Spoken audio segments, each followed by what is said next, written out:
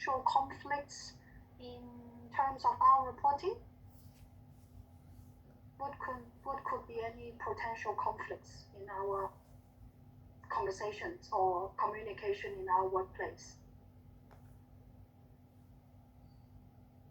Misunderstanding? Misunderstanding, yes. Or we may have some argument, right?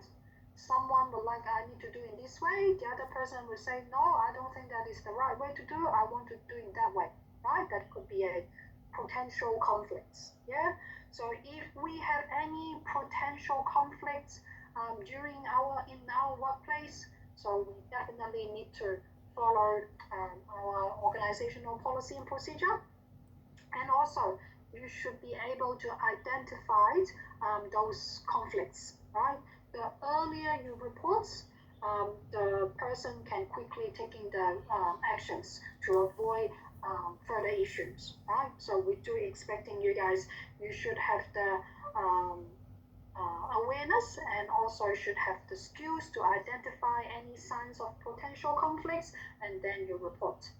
So here it's showing you why it is important to do a early identification and then reporting.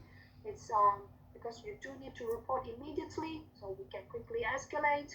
And also, if you identify anything wrong that you probably feel like you're unable to deal with the conflicts, your supervisor would be the time to provide you some advices or giving you some solution, telling you what we can do to resolve the conflicts, right?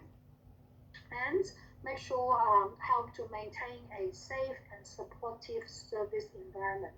That would mean telling you if you have any conflicts, let's say between colleagues, please do not argue in front of your clients. Okay? If you and your colleagues or your teammates or partners, if you have any arguments or anything you are not agree with each other, please do not argue in front of your clients, because this definitely showing you're not professional, right? If any conflicts, just talk to your colleagues privately, or even though get your supervisor involved.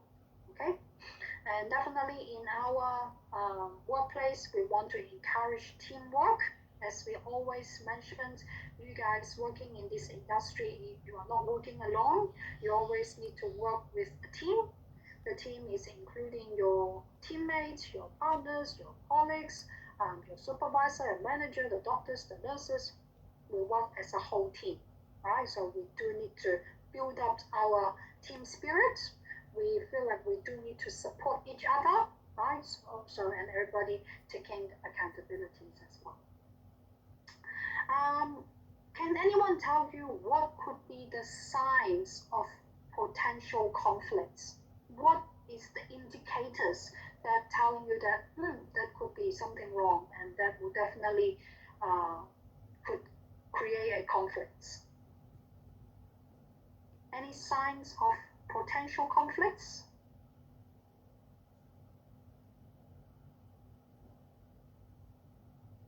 Anything you can think of? Maybe some facial expression. Yeah, facial expression, like for example, if your client is angry, right? Or they start increasing their tone of voice, right? Or if they have any, start showing some emotions, right? So that definitely would be the signs of potential conflicts. That's great. So here I'm showing you some of the examples that may telling you could be a early indicators of complicated situation. For example, if your clients have any emotional outbursts, yeah, suddenly they release a really strong angers or frustrations to the staff or to anyone else, that it's telling you, yeah, I need to handle this, otherwise it will escalate to a more serious situation, right? So something like emotional outbursts or any unusual body language. I think somebody has mentioned earlier, if your clients is start scratching themselves, pulling their hairs, or may start showing some unusual facial expression, for example, that would probably showing that your clients could be really discomfort, right? or they are probably really frustrated, right? Also, if they change their behavior, like I mentioned, if they start, for example, uh, banging their heads to the wall, or they start crying, they start shouting, right? They're yelling, right? Those could be telling you there are some potential conflicts. Or the choice of words. If they're using really negative language, they say, no, it's hopeless. I don't want to. I want to kill myself. I want to die. I don't feel like I have any purpose, any point of living, right? Those negative language or those negative emotions that probably telling you there's something wrong. Yeah. And also, if they are start complaining something, or if your clients have any unsatisfactions about the services or the care you just provided, they're making a complaint, or even though the complaint is uh, frequently, or it's keep repeating with the same kind of complaint, right? Then it's definitely telling you they would have a serious conflict, so they may making a serious complaint to you or to your organization because of their unsatisfactions, right? So please be mindful if you see those um, early signs of potential conflicts. Make sure you start escalated to your supervisor, right? So how do you report in terms of you identify those potential conflicts? You see your client is start crying, yelling, and telling you, no, I hate you, I don't like this. What would you do? You will see a lot of clients, especially the clients may have mental health, or they may have living with dementia, or if they are not satisfied with something, what would you do? Would you just keep it to yourself? No. No. So what would you do? Report to supervisor. Report to your supervisor. Excellent. Simple as this, right? Definitely talk to your supervisor. If you have any concern or if there's anything happens, talk to them directly. Yeah, send them an email, give them a call. If it's urgent, better to give them a call, right? Report it to them immediately. Contact your supervisor, or even though your manager, or even 000. Yeah, sometimes if there's any emergency, if it's urgent, contact 000, right? And then we do need to come back and do your written documentation, which is you need to fill out an incident form, right? Or using whatever the template or the forms that your organization providing to you, then you need to start filling out the documentation. So that's why you do need to familiar with your organizational reporting system. Yeah, they will clearly let you know that what is the time frame for you to report. You may need to report them within 24 hours or within half an hour or whatever the time frame. And they will tell you next step you need to fill out this form, progress note, incident report, or other reports, right? So once you complete those reports, you need to submit to your supervisor. Nowadays, most of the organization, they are using the digital reporting system. So you just click submit, then they will automatically send it to your supervisor or to the designated person. But if the organization you work with, they are still using the paper-based form, right? Or if the internet is out of service, right? We still have to using the paper-based form. So after you fill out the form, you must submit it to your or hand it to your supervisor, right? To make sure they received it and they acknowledge your submissions. Okay, you can't just expect, oh, I left it somewhere, your supervisor will come and collect it. No, you are responsible to complete the form and also submit it to your supervisor. That would be keeping a record for yourself as well. Yeah. And we do need to identify if there's any communication constraints and also resolve using communication strategies, right? As what can you think of would be the problem during our communication? What would be the difficulty in our communication you can think of?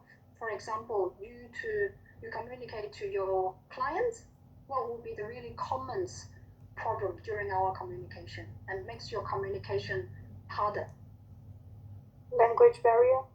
Language barrier, for sure. Yeah. What else? Anything else what makes the clients have difficulty understanding you? The tone. The tone, did you say? Tone. Tone. How they sound. I speak. Oh, the tone, yeah? Yeah. Yeah. What else? What else would be difficult for you to passing information to your client? Cultural differences and backgrounds. You mean cultural background or? Cultural background and educational background.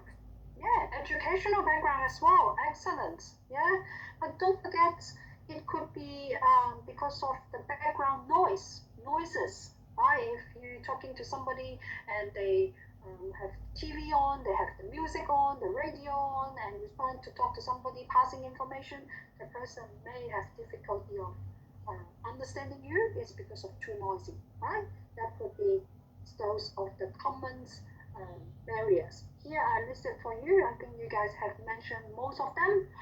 The first common barrier, it could be the external noises or different perceptions, right? Every person, even though in the same situation, they have different understanding or different perspective. That could be a constraint of our communication. Others, the person may have any physical or cognitive or sensory disability, right? Person could be have impairment of vision, hearing, or mental health that will makes them difficult to understanding you, especially if you're talking to elderly people, right? They may have wearing hearing aids, so you do need to check if the person's wearing hearing aids properly before you start your conversation, right? Or if you're giving a piece of paper for your clients to read through or sign, make sure your client's wearing their prescribed glasses if it's required, right? Or if you're talking to somebody, they may have mild cognitive impairments, so make sure your communication you're using a really simple and short languages, right? Easy words that helps you to understanding you. Then some of other difficulty or barriers could be harder to interpret messages via text message or email without tone and body language, right? That's why we say non-verbal communication cues that is also playing an important part in our normal communication. When you're sending a text message, the person can misinterpret what you're trying to say without your tone of voice and your body language, right? That's why we do have emoji now. We sometimes sending a text message with a emoji, right? That actually could be interpreting as our our emotions and also our body languages that helps the person or the message receiver to understanding what we're trying to say, right? And also same as you guys has mentioned, cultural differences. Some of the culture they may like to speak directly. If they're happy, they're telling you. If not, they will directly tell you, no, I'm not happy about this. I don't like this. But some of the culture they could be shy. They may not talk to somebody really direct. They may say, yeah, I like it, but probably they are not really like it, but they just really polite and they don't want to be rude. So that's why they still say they like it, right? So that could be some cultural differences, or same as obvious language barrier. If the person English is not their first language, or they have difficulty understanding English, or they don't speak English at all, that could be probably a most obvious barriers for us to communicate, right? And also the last one, it could be psychological state. If your client is really frustrated, if they're really angry, or they are depressed, that may also create some impact on your communication as well. They probably just don't care what you're talking about, or they can't focus on what you're trying to say, right? That will create a problem during our communication. So before you start your communication, you do need to consider if there are any of those barriers. So trying to solve those communication constraints before you start having a conversation with them. Okay? And also here it's showing you some of the really common communication strategies and techniques. Okay, you guys can take a screenshot or write it down. I think first is stay in a peaceful environment when communicating with different people. Like we say, try to reduce any unnecessary noise. Probably talk to the person in private and quiet area so everyone can sit down and focus on what you're trying to say, right? And definitely focus on the information and not on the person you are talking to, right? So you focus on what the information you want to deliver and share with the person, not just focusing on the person who you're talking to, right? And make sure you communicate with people in a timely manner. That is what we mentioned earlier. If there's anything happen, always using the appropriate way to communicate rather than you delay and then causing more problem. Need to be consistent with using the positive language. Our purpose is we want to deliver messages and hopefully others will understanding us. So when we communicate with the person, we always need to use positive language rather than really negative, because I believe no one would love to hear any negative languages, right? No one want to be treated with any disrespectful way, right? So always be positive. And also we should also utilize different means of communication in facilitating information. For example, if in the first time you're using those words, the clients have difficulty understanding you, trying to rephrase your words or trying to use different communication skills to deliver your messages again, that probably would help your clients to understand, not only using one way to deliver your messages, right? That's the first couple of strategies, and here is showing you more. When we're giving any messages or trying to share any information, try to be clear and concise, right? Clear and short. Do not giving a really long story, and it would confuse the message receiver, right? You are the speaker, you're trying to give a clear and short and direct messages so your clients can, or the message receiver, they can easily understand you, right? And also, please broaden your knowledge and also understanding of the different situation, right? You need to know your client's medical background or your client's clinical conditions or their health status. If they're unwell, definitely you are not going to try to send a really complicated messages or information to your clients if they're unwell, if they're sleepy, if they having stroke, right? They difficulty making consent, right? So try to avoid doing this. And definitely during the conversation, you will receive feedback from your clients, you will receive the responses from the family member. Always value and respect their thoughts and ideas, even though their ideas or thoughts may not be perfect or may not be what you're expecting them to do, but always value them and respecting them, right? Telling them, yeah, that is something we can do. However, would you like me to offer you this and that, right? So always respect. And be aware of the use of non-verbal cues. Actually, we say in our communications, verbal communication only plays probably 30 to 40% of our whole communication. Actually, non-verbal communications play around 60%, right? So non-verbal communication would definitely help both of you, the message sender or the speaker, and also the message receiver, to fully participate and understanding our communication, right? And definitely when we talking to our clients or whoever is the message receiver, we need to be inclusive. Yeah, you are not only talking by yourself, always giving the opportunity for others to asking questions or you asking if they have any different idea, right? Include them into the communication. Not only you are in charging of the whole topics, right? Giving them an opportunity to express themselves. And also we consider the diversities. Yeah, the person could be elderly people, or they could be young people, kids, or lesbian, or gay, or people with disability, etc. Right? Diversity. So we do need to consider how you're going to communicate with different people, right? So those are the communication techniques. And here would show you a bit more is we always using asking question. It's called open-ended question.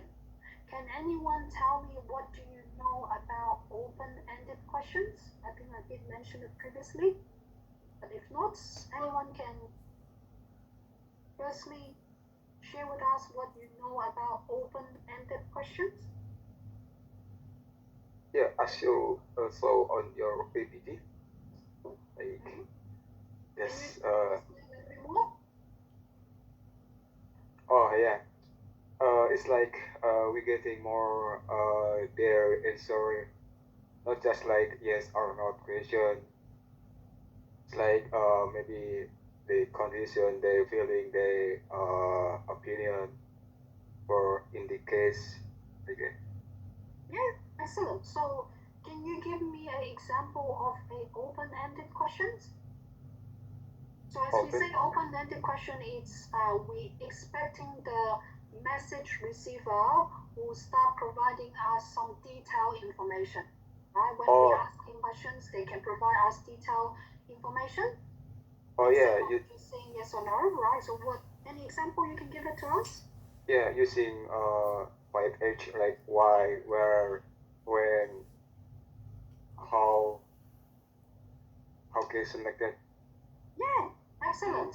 So the question will start with what, why, What, why, right, when, how, yeah, so what. those questions would allow the person to provide you detailed information instead of just saying yes or no, right?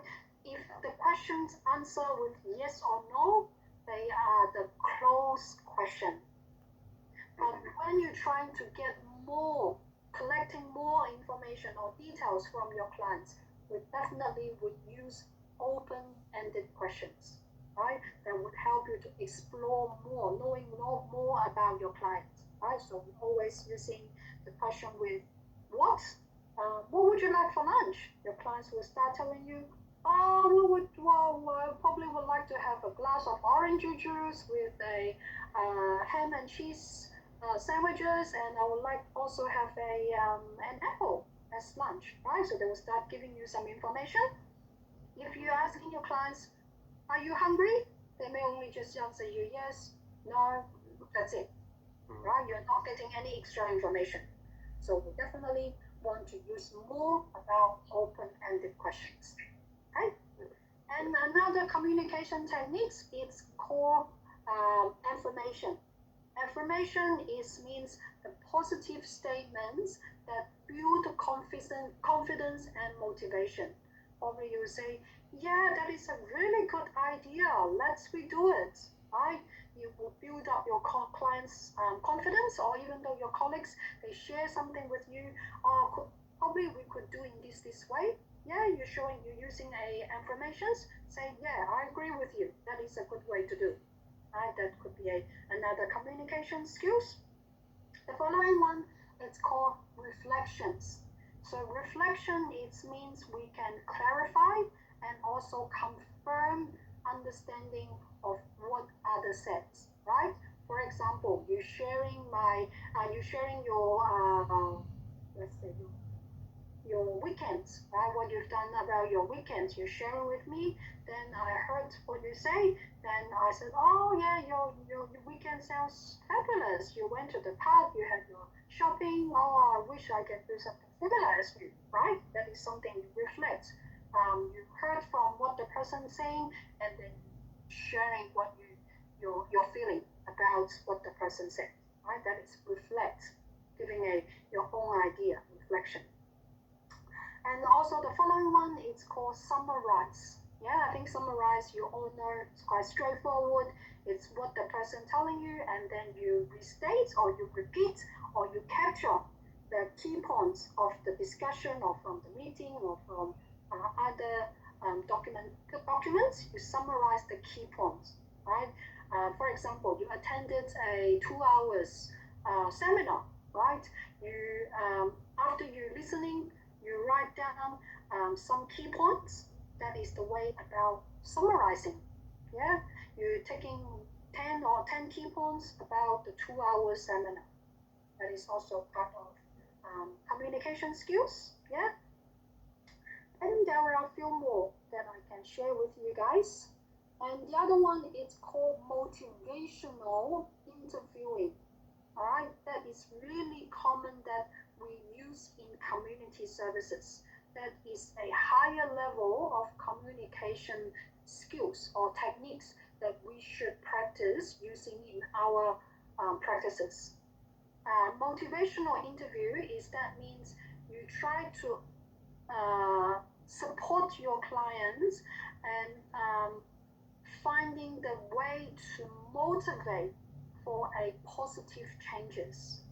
Okay, I will explain to you guys a little bit more after we're watching a following video.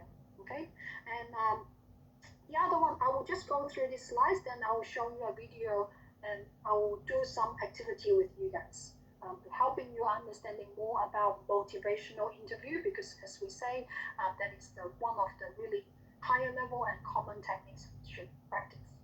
And the other one is a coercive approach. That means we're forcing somebody to change their behavior by as what you're asking them to do. That is probably not a good way as we're using in communication, especially in our industry. We shouldn't force our clients to do anything, right? The other thing is we call collaboration. So definitely collaboration is, we say we encourage teamwork in a group. We're sharing, we're brainstorming, discussing different ideas, and we share decision making. It's not always only one person in charge of everything. They're sharing different ideas, right? That's what we call collaborations. And confrontation. Confrontation means we directly express feelings or needs respectfully to resolve the issues. Right? We do sometimes using these ways to in our communication. Let's we come back to a motivational interview. So I'm going to show you two videos. They are really similar, but they do have some particular aspects that will makes the outcome, makes the whole interview different. So I would like you to watch the first video. After watching this, I would like you to tell me how you feel about the first interview. Okay?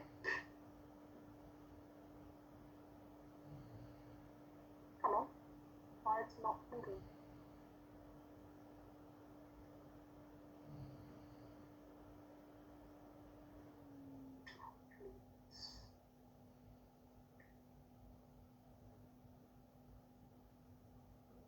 So focus on the communication techniques the interviewer is using, and then tell me how. I understand that your asthma symptoms have been just really out of control. So we need to look at some of the ways that you can get healthy and not be back here again. Yeah, I definitely don't want to come back here. But the doc said Oscar, my dog, is connected to my asthma symptoms. But the ridiculous part is I've had him for 12 years before, and now it's a problem. Well, you sound a bit surprised by that, but I'm sure that you've seen some of the material that the clinic gave you about asthma symptoms and managing your asthma, and pets are a really big source of problems in that respect. Yeah, let me just clarify. I've seen the materials. I have them. Mm-hmm. I haven't read them. All I've been doing is taking the medicine, so I don't know that much about this. Well, wait a second, Sal. What do you mean if you, as a, to be informed about? I'm just really taken aback by that, because I understand from your chart that you have a young baby, a new baby. Giancarlo, yeah. And you are very concerned about your health. You want to be there for your baby, and that you've already taken some steps. You've almost quit smoking, which is fantastic. So the next step is to really deal with the dog, deal with the pet. I know it's going to be hard to do that, but there are always people who will adopt animals. I'm sure that you have friends or family members. This is a little too much. Wait, now. First of all, Giancarlo is taken care of. That's fine. He doesn't have no asthma from the dog. It's just me. I don't have. It's you that I'm worried about, Sal. It's you that I'm worried about. Okay, the symptoms are worse. You've had 2 or 3 major asthma attacks, and do you appreciate how this is a risk to your life? That there are some adults with severe asthma who actually can die as a result of their symptoms. It truly is something to take very, very seriously. I can't emphasize that enough. So, Oscar's gonna make me die. He hasn't made me die in 12 years. And the doctor's saying, oh, I don't know if it's the stress, the finances, the drinking. So what are we doing saying Oscar could make me die? I've had him for 12 years. Sal, do you understand that what happened 6 years ago or 10 years ago, your asthma is progressively getting worse. You know very well that the puffers, the strength of the medication is getting higher and higher. And there's only so much that can be done with medication alone. You know this. Well, they can keep giving me more medicine and give me the strongest one, and I'll keep Oscar. Sal, you're almost on the strongest one. And if Oscar's that important to you, then do you put Oscar higher than your baby? Than your wife? Like, that makes no sense to me. Do you understand how important this is? I understand that I don't think you get my situation. I've had this dog for 12 years. So I'm not just gonna up and get him out of my house when I don't even know if that's the main thing. Okay, well. Okay, that's the end of the first video. After you watching it, what do you think? Do you think these conversations or this interview was successful or with a positive outcome? Not possibly. No, not possibly. So what was wrong in this video, you think? Or what was wrong in this interview? That guests only answer defensive. Okay, so you feel like the gentleman's, right? Mhm. He is a bit defensive. Yes. Okay, what else? Don't forget the key point is we want to using a motivational interview skills. We want to using those communication skills to support our clients to have a positive outcome. So as you are all agree that this interview doesn't have a positive outcome, so I want you to think about what was wrong in this interview. I think it was the interviewer. She kept interrupt Sal while he was speaking, and he showed disrespectful to him. She was not, instead of encouraging speaking, he was like, no, she was like,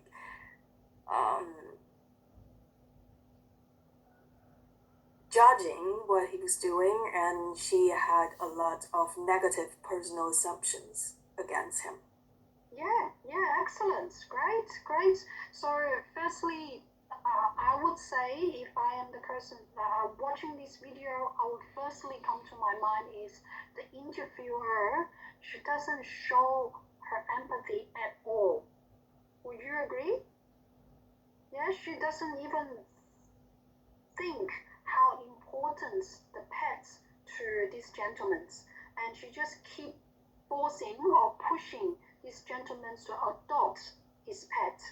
And regardless, this gentleman's Sal has mentioned to her a couple of times he has these dogs for 12 years and how important and what's the meaning of these pets to his whole family.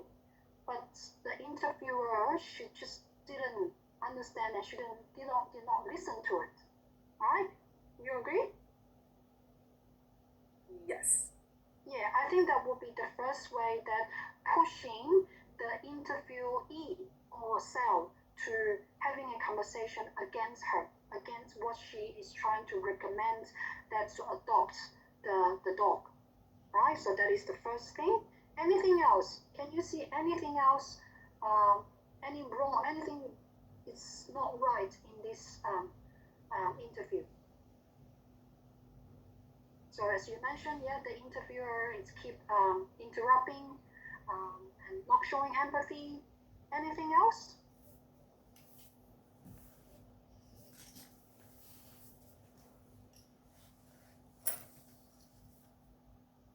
How about the way she talks or the non-verbal communication skills she uses?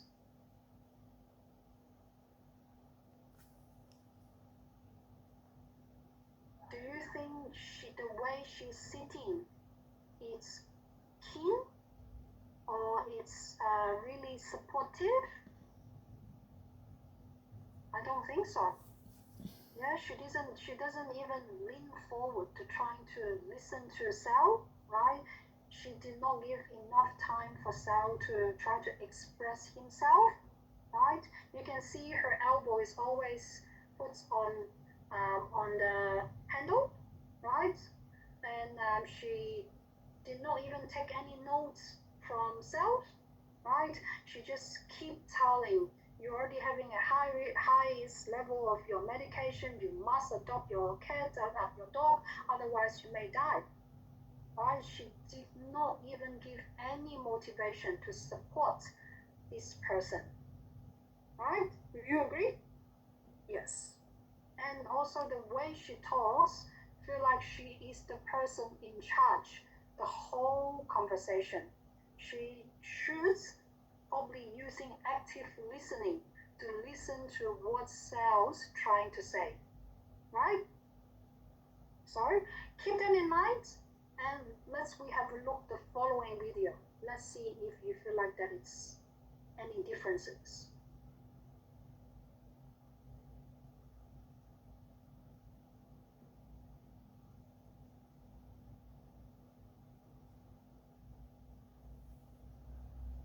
So where you said you'd like to start, Sal, is talking about your asthma and specifically about your dog and how one is affecting the other.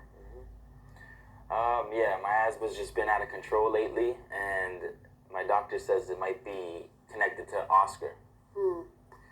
So what can you let me know, or what do you know about your asthma and the things that affect it or might make it worse? I've got allergy testing. It's just the dust makes it bad. I thought the smoking was the main thing. That's cut down. And then they said the drinking might contribute to it too. So I got a lot of different things I'm working on. So that's what I know. The drinking, the smoking, and the dust that I got the scratch test for. Right. And that's what I know, and that I take the medicine for it. Okay. And that your pet has never been mentioned as a concern. No, I've had it for 12 years, and now it's a concern. I don't understand. Yeah, and I can see that you've already worked hard to make some changes. You've almost quit smoking. You're just down to your last couple of cigarettes, and you're not even smoking those in the house. So your house is totally smoke-free. Just at work with the boys. Yeah, okay. And you have also thought about cutting back on alcohol, and I think you mentioned done a little bit towards that. I'm a couple down. I used to drink 4 a night. Now I'm down to 3 at least. Okay. So now, almost like that's not good enough. Like now you have to now's the dog, and now what's next? What's next? Yeah, Right. yeah. Okay. So, I mean, there is certainly a lot of evidence that pets in the home and the dander from their fur can make asthma worse. But I wonder, what are your experiences with Oscar, you know, when he's in the house or maybe sleeping near you or you're around him? What happens with your asthma symptoms? Well, we keep him clean. Like, he's clean. So all the dander doesn't really make sense, but I have been noticing that sometimes when he comes on the bed or just beside, I wheeze a little bit, but I think it has to do with the hair in my lungs cleaning itself up from the smoking. So I don't know if it's, that's where I'm confused. I don't know how this could be happening. So it doesn't make total sense to you that it's all Oscar's fault and that that's the only solution. But the wheezing is something that I've definitely noticed a little bit. I guess I also wonder whether, regardless of if your asthma symptoms are connected to Oscar, that maybe part of you feels like it's worth it because he's been such a big part of your life for so long. I just want some medicine, and I want to keep Oscar, and I want to feel better about myself because I'm making all these changes in my life, and it honestly feels like my nose is just above the water. Yeah, and in the end, you know, whatever you do about Oscar, about your asthma, about all the other things that we talked about on that agenda setting worksheet, I mean, you are in the driver's seat, Sal. It really is your choice. Yeah, no, that feels good that at least it is my choice. I just feel like I'm not feeling happy about just all these different things that are coming up, and I'm kind of sad about things, and I don't know what to do. There's a lot of decisions and a lot of change with your wife, with the new baby, and now thinking about looking after your health and wanting to be healthy for your wife and your baby. I want Giancarlo to grow up with Oscar, so he has his friend when he's young too, and it's a lot of stress and a lot of things you got to think about, and I'm not feeling good about it. So what would need to happen, or how would you know when or if you ever did have to make a decision about whether to keep Oscar with you or not? Man, how would I know? I don't know. I think if my asthma got really bad and the medicine, if she gave me the strongest medicine and it wasn't working, that would be the way right now, because I can't see, I don't know how I'm going to give this dog up. Yeah. And I get the feeling that it's something that you want to think about, that this is a really big decision and it's not one that you're going to make in a hurry. No. It's something I got to just sit there and kind of put the pros and the cons on the table about, but something's going on. Okay, so that's the second videos. After you're watching this, how do you feel? He was Sorry? he was expressing empathy, calm, and using a soft voice. Okay, great. Just using soft voice, yeah? Yeah, with not judgmental voice, and try to listen carefully Yeah, with respect. with respect, yeah. So she active listening to Sal and with respect. Perfect, great. What else?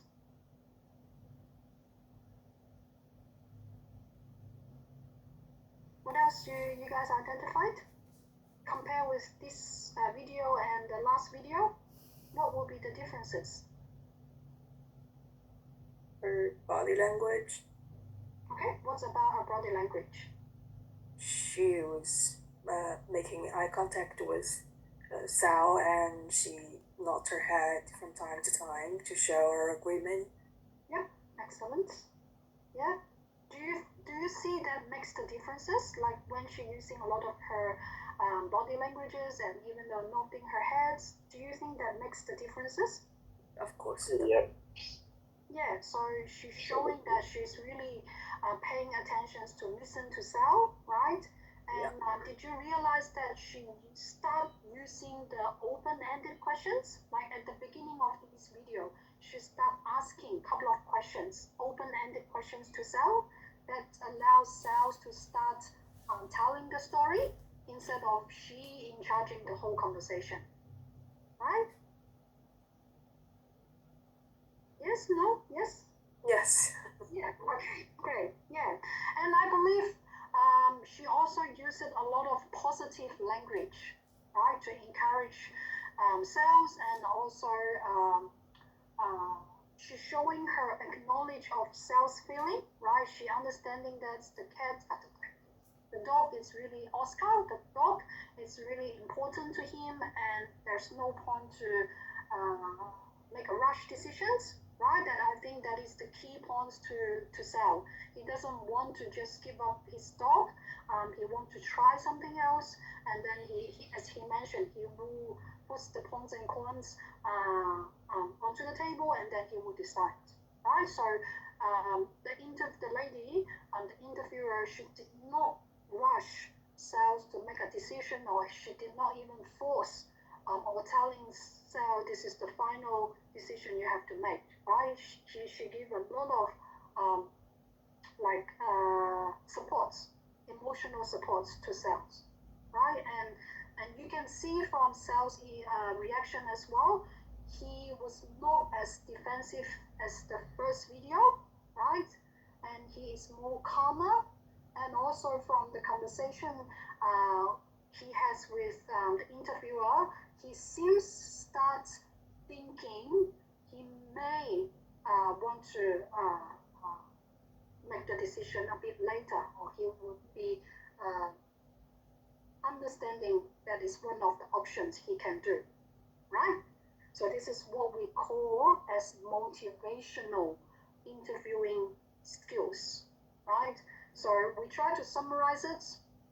When we're having those kind of conversation with our clients, first point, definitely it is the clients in charging of these communications, right?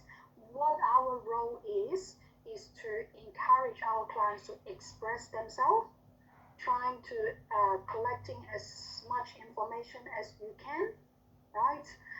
Be mindful of the body language you use. That would definitely change the outcomes of the whole interview. And also definitely using more open-ended questions that would allow your clients to have more opportunity and they know what information they can provide it to you.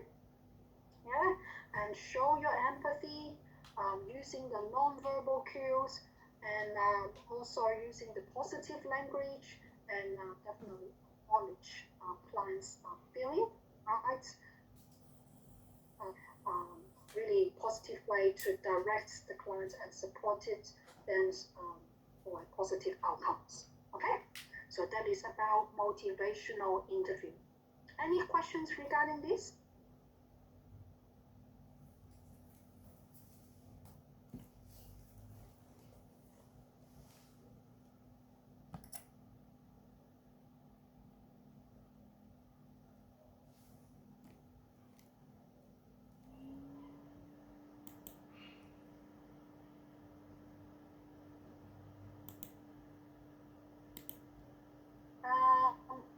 What can you think of would be the skills that we can use to avoid or resolve any conflict situation? Can you think of any skills that probably we may discuss it earlier, that you think those skills would help us to resolve the conflicts? Can you recap anything we discussed it earlier that may help us to resolve any communication conflicts?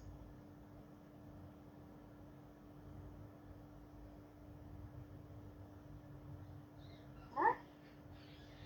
Nothing come up onto your mind? The active listening. Perfect. Why do you think active listening would help to resolve some problem? If you did listen carefully, you might foresee some signs of the conflict. Excellent. Yep. So if you try paying attention to listen to your clients or listen to the conversation, you may find, right, any further or potential conflicts, great, or also helping you to understanding your clients. Perfect, great. Any other idea you can think of that would help you to resolve the conflicts? Any other communication skills? Empathy. Empathy, okay, great. So how empathy can help you to resolve the conflict situation? Try to understand and appreciate the feeling from or perspective from the other. Yeah, correct. So trying to stand on the other sides, right? Understanding your client's feeling, acknowledge them, showing you are here to support them, reassuring them, right? Excellent. Anything else you can think of would be the communication skills that could help us to resolve any conflict situation? Asking apologize. Yeah, apologize something. Yeah, if you something you're not quite sure, yeah, apology first, and then probably you can ask the question again, right? To expect the person to explain to you again. Yeah, that would be helpful.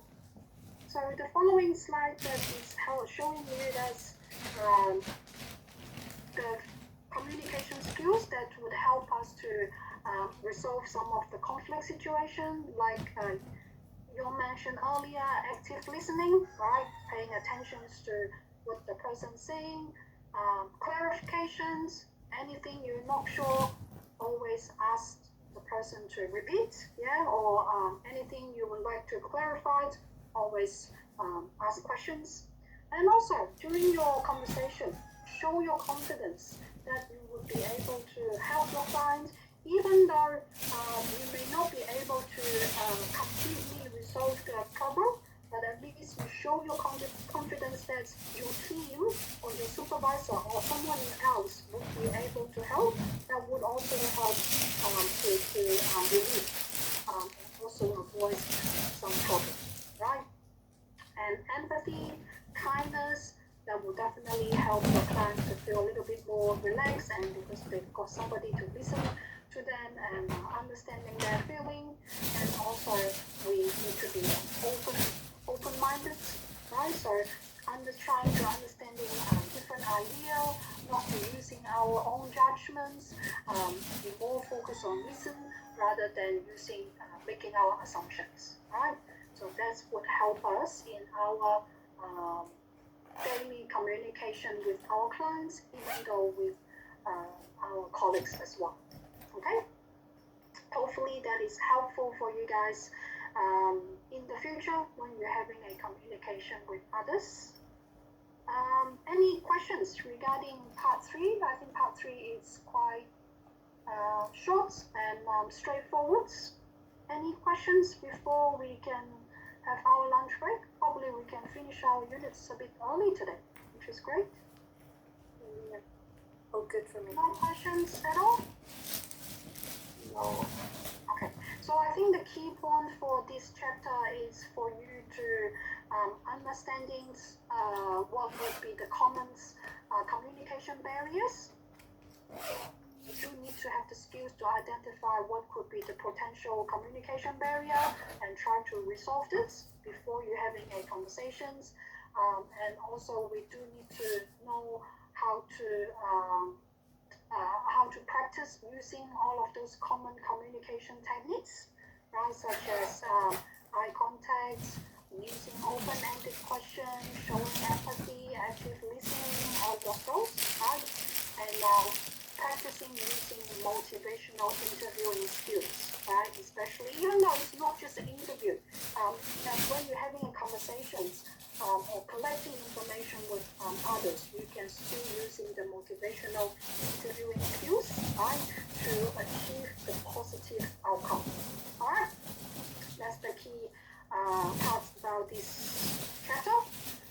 We can have, I think today we can have probably 20 minutes lunch break.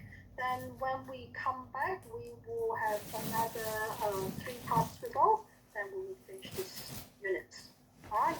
So now it's, let's say, 12:55. We'll come back in 20 minutes.